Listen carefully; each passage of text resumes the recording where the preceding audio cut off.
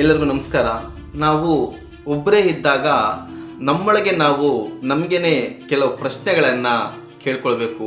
ಆ ಪ್ರಶ್ನೆಗಳಿಗೆ ಪ್ರಸ್ತುತ ಯಾವ ರೀತಿ ಉತ್ತರ ಇದೆ ಅನ್ನೋದ್ರ ಬಗ್ಗೆ ಕೂಡ ಯೋಚನೆ ಮಾಡಬೇಕು.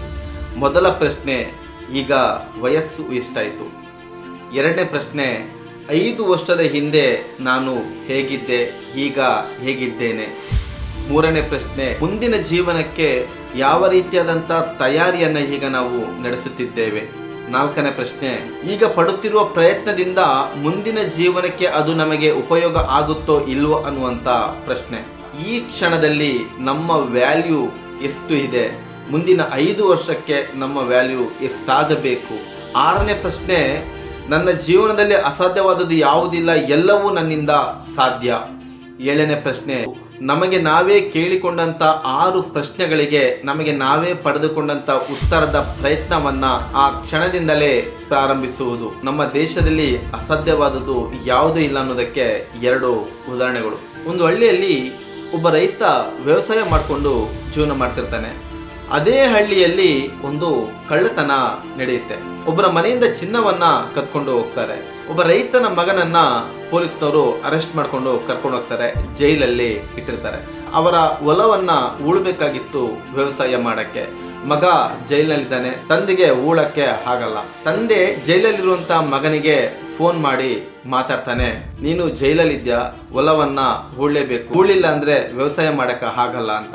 ಆಗ ಮಗ ಫೋನಿನಲ್ಲಿ ತಂದೆಗೆ ಒಂದು ಉತ್ತರವನ್ನ ಕೊಡ್ತಾನೆ, ಯಾವುದೇ ಕಾರಣಕ್ಕೂ ಆ ಹೊಲವನ್ನ ಹೂಳಕ್ಕೆ ಹೋಗ್ಬೇಡ, ನಾನು ಕದ್ದಿರುವಂಥ ಚಿನ್ನವನ್ನ ಅದೇ ಹೊಲದಲ್ಲಿ ಬಚ್ಚಿಟ್ಟಿದ್ದೇನೆ ಅಂತ ಫೋನಲ್ಲಿ ತಂದೆಗೆ ಹೇಳ್ತಾನೆ.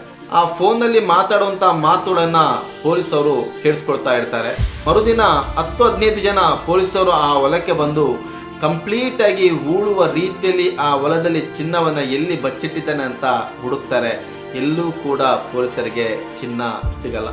ಮತ್ತೆ ಪೊಲೀಸರು ಜೈಲಿಗೆ ಬಂದು ಆ ಹುಡುಗನ ಹತ್ರ ಕೇಳ್ತಾರೆ, ನಿನ್ನೆ ನೀನು ನಿನ್ನ ತಂದೆ ಹತ್ರ ಆ ಹೊಲದಲ್ಲಿ ಚಿನ್ನವನ್ನ ಬಚ್ಚಿಟ್ಟಿದೆ ಅಂತ ಹೇಳಿದೆ, ಅಲ್ಲಿ ಚಿನ್ನ ಸಿಗಲಿಲ್ಲ, ಚಿನ್ನ ಎಲ್ಲಿಟ್ಟಿದ್ದೆ ಅಂತ.